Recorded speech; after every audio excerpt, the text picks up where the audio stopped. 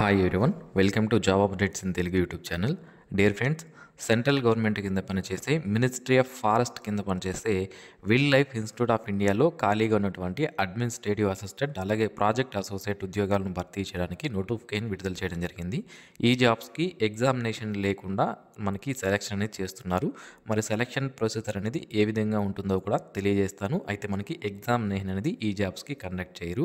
And all India ఎవరైతే ఉంటారో అందరూ కూడా ఈ జాబ్స్కి అప్లై చేసుకోవచ్చు. కాబట్టి ఆంధ్రప్రదేశ్ మరియు తెలంగాణ రాష్ట్రాలకు సంబంధించినటువంటి అభ్యర్థులు కూడా ఈ జాబ్స్కి అప్లై చేసుకునే అవకాశం అయితే ఉంటుంది. శాలరీ పోస్ట్ను బట్టి మారడం జరుగుతుందండి. వివిధ రకాల పోస్టులు ఉంటాయి. దానికి సపరేట్గా ఒక్కొక్క పోస్ట్కి మనకి శాలరీ అనేది ఇవ్వడం జరుగుతుందన్నమాట. ఈ జాబ్స్కి మనము ఆన్లైన్లో అప్లై చేసుకోవడానికి అవకాశం లేదు. ఆఫ్లైన్లో అప్లై అనేది చేసుకోవాలి. ఏ విధంగా ఆఫ్లైన్లో మనం అప్లై చేస్తే మన అప్లికేషన్ అనేది వాళ్ళకి రీచ్ అవుతుంది అనేది కూడా నేను మీకు తెలియజేస్తాను. సో మరిన్ని ఇలాంటి డైలీ జాబ్ అప్డేట్స్ మిస్ అవ్వకుండా పొందడానికి ఇప్పుడే ఛానల్కి అయితే సబ్స్క్రైబ్ చేసుకోండి. సబ్స్క్రైబ్ చేసుకున్న తర్వాత పక్కన బెల్ ఐకాన్ వస్తుంది, దాన్ని కూడా యాక్టివేషన్ చేసి పెట్టుకోండి. నేను డైలీ అప్లోడ్ చేసే జాబ్ నోటిఫికేషన్స్ మీరు మిస్ అవ్వకుండా పొందుతారు. మై డియర్ ఫ్రెండ్స్, మనలో ప్రతి ఒక్కరికి different type of qualifications, different type of skills అనేవి ఉంటాయి. అయితే మన స్కిల్కి మరియు క్వాలిఫికేషన్కి తగ్గట్టుగా జాబ్స్ అనేవి దొరక్క మనం చాలా ఇబ్బంది పడుతుంటాం. అయితే మిస్టర్ విజయ్ .in అనే వెబ్సైట్ వాళ్ళు ఏం చేస్తున్నారంటే, ఇక్కడ వీరి వెబ్సైట్లో ఆల్రెడీ కంపెనీస్ ఏవైతే ఉంటాయో వాళ్ళు, కాంట్రాక్టర్లు, అలాగే బిజినెస్ మ్యాన్లు, షాప్ ఓనర్సు, ఇలా ప్రతి ఒక్కరూ కూడా ఇందులో ఎంప్లాయర్గా వారి యొక్క లాగిన్ అనేది క్రియేట్ చేసుకొని జాబ్స్ అనేవి ఇస్తుంటారు. అయితే మనం ఏం చేయాలి అంటే, నిరుద్యోగులు ఈ వెబ్సైట్లో క్యాండిడేట్ లాగిన్లో మనము రిజిస్ట్రేషన్ అనేది చేసుకుని మన ప్రొఫైల్ని కనుక క్రియేట్ చేసుకుంటే ఈ విధంగా మన యొక్క స్కిల్స్ మరియు క్వాలిఫికేషన్స్ తగ్గట్టుగా ఏవైనా జాబ్స్ అనేవి వచ్చినప్పుడు ఆ ఎంప్లాయర్లే మనల్ని పిక్ చేసుకొని డైరెక్ట్గా మనకి కాల్ చేసి మనకి జాబ్స్ అనేవి ప్రొవైడ్ చేయడం అనేది జరుగుతుందన్నమాట. అయితే ఈ వెబ్సైట్ లింక్ని వీడియో కింద డిస్క్రిప్షన్లో ప్రొవైడ్ చేశాను, ఒకసారి చెక్ చేయండి. డియర్ ఫ్రెండ్స్, మొదటగా చాలామంది మనం అప్లికేషన్ ఆఫ్లైన్లో పంపించాలి అంటే బై పోస్ట్ ద్వారా పంపించాలి అంటే చాలామంది వెనకడుగు వేస్తుంటారు. ఎందుకు అంటే, మనము ఇంత ఎఫర్ట్ పెట్టి అప్లికేషన్ డౌన్లోడ్ చేసుకొని ప్రింట్ తీసుకొని దాన్ని ఫిల్ చేసి పోస్ట్ ద్వారా పంపిస్తే తర్వాత మనకి హాల్ టికెట్ వస్తుందా రాదా అనేది చాలామందికి డౌట్ అనేది ఉంటుంది. చాలామంది ఆల్రెడీ అప్లై చేసి కూడా హాల్ టికెట్ రాక చాలామంది బాధపడుతుంటారు. అయితే ఇక్కడ మనం సరైన ప్రొసీజర్లో కనుక అప్లై చేస్తే మనకి తప్పనిసరిగా హాల్ టికెట్ అనేది వస్తుంది. హాల్ టికెట్ అనేది కూడా చాలామందికి పంపించరండి. ఇక్కడ మ్యాక్సిమం ఎంతమంది వాళ్ళు ఒక నెంబర్ అనేది ఒక రేషియో అనేది ఫిక్స్ చేసుకుంటారనమాట. ఒక పోస్ట్కి 5 మంది, లేదా ఒక పోస్ట్కి 7 మంది, ఒక పోస్ట్కి 9 మంది, ఈ విధంగా ఒక రేషియో అనేది ఫిక్స్ చేసి వాళ్ళకి మాత్రమే హాల్ టికెట్స్ అనేవి పంపించడం జరుగుతుంది. అందులోనూ ఈ జాబ్స్కి ఎగ్జామినేషన్ లేదు కాబట్టి స్క్రూటినీ అనేది తప్పనిసరిగా చేస్తారు. అంటే ఒక పోస్ట్కి 5 మంది లేదా 7 మంది అలాంటి మాత్రమే పిలవడం జరుగుతుందన్నమాట. సో అయితే ఏ విధంగా మనం అప్లికేషన్ అనేది ఆఫ్లైన్లో పంపిస్తే మనకి హాల్ టికెట్ వస్తుంది అని నేను మీకు చెప్తాను. చాలామందికి కొన్ని విషయాలు మాత్రమే తెలుస్తాయి, చాలామందికి కొన్ని విషయాలు తెలియదు.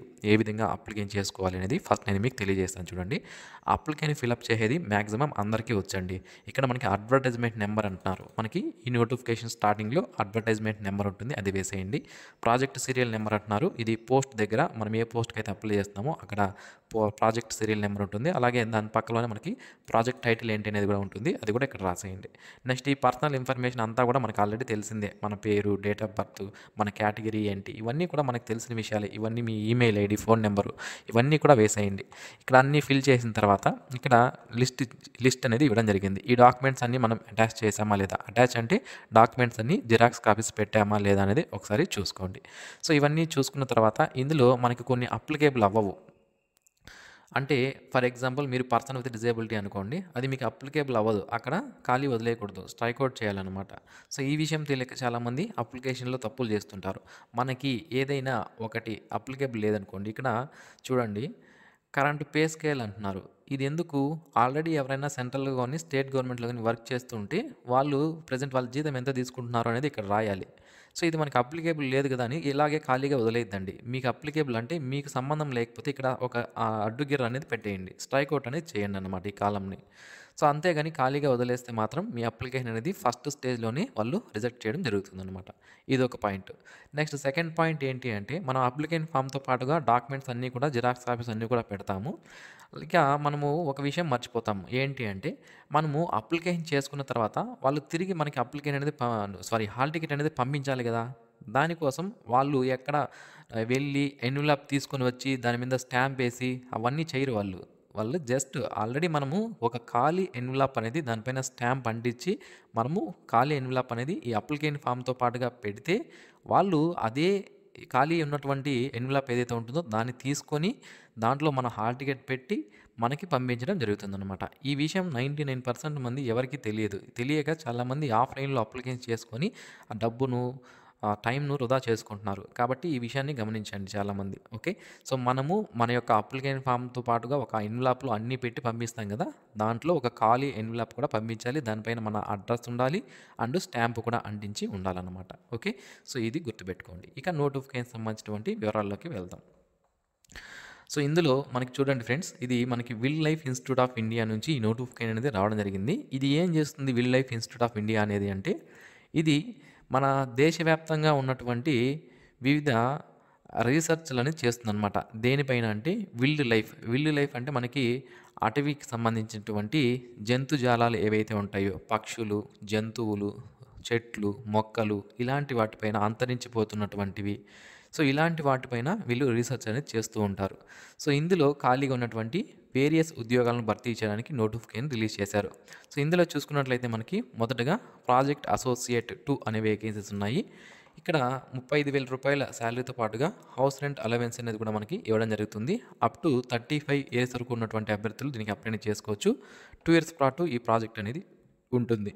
ఇక masters degree in social science లేదా సస్టైనబుల్ డెవలప్మెంట్ లేదా ఎకనామిక్స్ లేదా పొలిటికల్ సైన్స్ లేదా సోషియాలజీ లేదా సోషల్ వర్క్ లేదా వైల్డ్ లైఫ్ సైన్స్ లేదా ఎన్విరాన్మెంటల్ సైన్స్ లేదా ఎన్విరాన్మెంటల్ మేనేజ్మెంట్ లేదా బయోడైవర్సిటీ అండ్ కన్జర్వేషన్లో మాస్టర్స్ డిగ్రీ చేసినటువంటి అభ్యర్థులు అప్లై చేసుకోవచ్చు. 2 ఇయర్స్ రీసెర్చ్ ఎక్స్పీరియన్స్ అనేది ఉండాలి. నెక్స్ట్ ప్రాజెక్ట్ అసోసియేట్ 1, దీనికి కూడా మనకి చూసుకున్నట్లయితే మాస్టర్స్ డిగ్రీ అనేది నేను ఇంతకుముందు ఏదైతే చెప్పానో అదే క్వాలిఫికేషన్స్ అనేవి ఉండాలి. 60% మార్క్స్ తప్పనిసరిగా ఉండాలి. ఇక రూ. 31,000 శాలరీతో పాటుగా హెచ్ఆర్ఏ హౌస్ రెంట్ అలవెన్స్ అనేది ఇవ్వడం జరుగుతుంది. 35 ఇయర్స్ వరకు ఉన్నటువంటి అభ్యర్థులు అప్లై చేసుకోవచ్చు. అండ్ నెక్స్ట్ వేకెన్సీ వచ్చి మనకి ప్రాజెక్ట్ అసిస్టెంట్. దీనికి బేసిక్ పే రూ. 20,000 ఇవ్వడం జరుగుతుంది. ప్లస్ హౌస్ రెంట్ అలవెన్స్ అనేది సపరేట్గా ఇస్తారు. అప్ టు 50 ఇయర్స్ వరకు ఉన్నటువంటి అభ్యర్థులు అప్లై చేసుకోవచ్చు. బీఎస్సీ లేదా బీఏ లేదా 3 years diploma in engineering and technology చేసిన వాళ్ళు అప్లై చేసుకునే అవకాశం అయితే ఉంటుంది. బీఎస్సీ కానీ లేదా బీఏ కానీ లేదా 3 ఇయర్స్ డిప్లొమా ఇన్ ఇంజనీరింగ్ చేసినటువంటి అభ్యర్థులు అప్లై అనేది చేసుకోవచ్చు అనమాట. నెక్స్ట్ వేకెన్సీ వచ్చి మనకి సీనియర్ ప్రాజెక్ట్ అసోసియేట్. 42,000 శాలరీతో పాటుగా హౌస్ రెంట్ అలవెన్స్ అనేది సపరేట్గా ఇవ్వడం జరుగుతుంది. మాస్టర్స్ డిగ్రీతో పాటుగా 4 ఇయర్స్ ఎక్స్పీరియన్స్ ఉన్న వాళ్ళు దీనికి అప్లై చేసుకోవచ్చు. అండ్ నెక్స్ట్ వేకెన్సీ వచ్చి మనకి ప్రాజెక్ట్ అసిస్టెంట్. రూ. 20,000 బేసిక్ పేతో పాటుగా హౌస్ రెంట్ అలవెన్స్ అనేది ఇవ్వడం జరుగుతుంది. అప్ టు 50 ఇయర్స్ వరకు ఉన్నటువంటి అభ్యర్థులు అప్లై చేసుకోవచ్చు. బ్యాచిలర్స్ డిగ్రీ సైన్స్ స్ట్రీమ్స్ ఎవరైతే చేస్తుంటారో వాళ్ళు అప్లై చేసుకునే అవకాశం అయితే ఉంటుంది. లేదా 3 ఇయర్స్ డిప్లొమా ఇన్ ఇంజనీరింగ్ చేసినటువంటి అభ్యర్థులు కూడా అప్లై అనేది చేసుకోవచ్చు. అండ్ నెక్స్ట్ వేకెన్సీ వచ్చి మనకి అడ్మినిస్ట్రేటివ్ అసిస్టెంట్.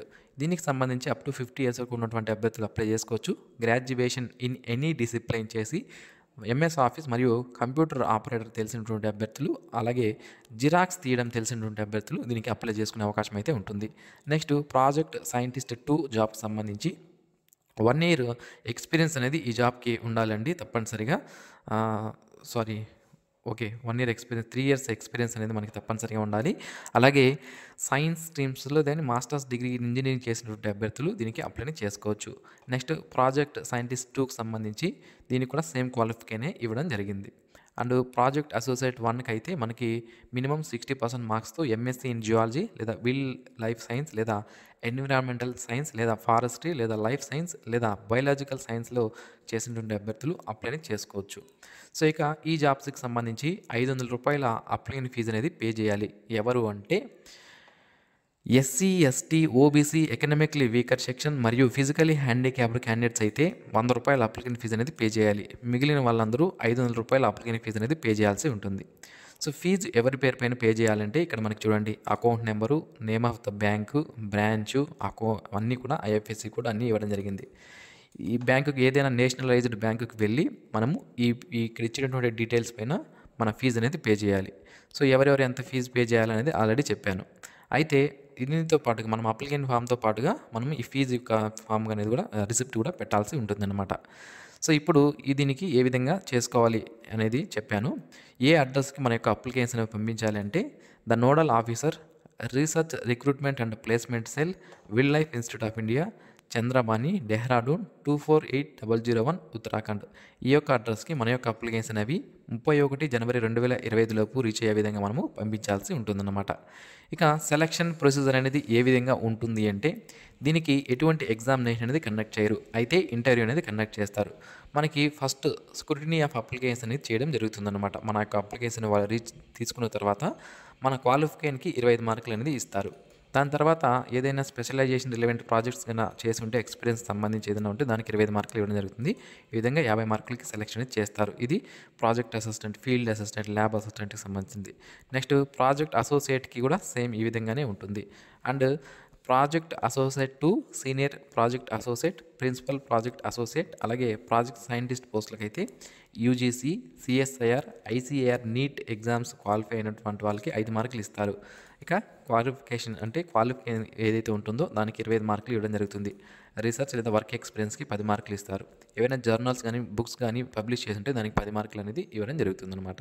ఈ విధంగా టోటల్ 50 మార్కులకి సెలెక్షన్ అనేది ఉంటుంది. దీని తర్వాత ఇందులో ఈ మార్కులు ఎవరైతే స్క్రూటినీ చేస్తారో ఇందులో హైయెస్ట్ మార్క్స్ వచ్చిన వాళ్ళకి ఇంటర్వ్యూ అనేది కండక్ట్ చేసి డాక్యుమెంట్ వెరిఫికేషన్ కండక్ట్ చేసి జాబ్స్ అనేది ప్రొవైడ్ చేయడం జరుగుతుంది.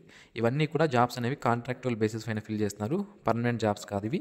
ఈ ప్రాజెక్ట్ అయితే ఎప్పటివరకు ఉంటుంది. ఇక్కడ మనకి 2 ఇయర్స్ అని 3 ఇయర్స్ అని ఇచ్చారు కదా. ఈ ప్రాజెక్ట్ ఉన్న రోజులు మనం ఈ జాబ్ అనేది చేసుకోవచ్చు. తర్వాత వర్క్ ఎక్స్పీరియన్స్ ఇచ్చి మనల్ని టర్మినేట్ చేయడం అనేది జరుగుతుంది.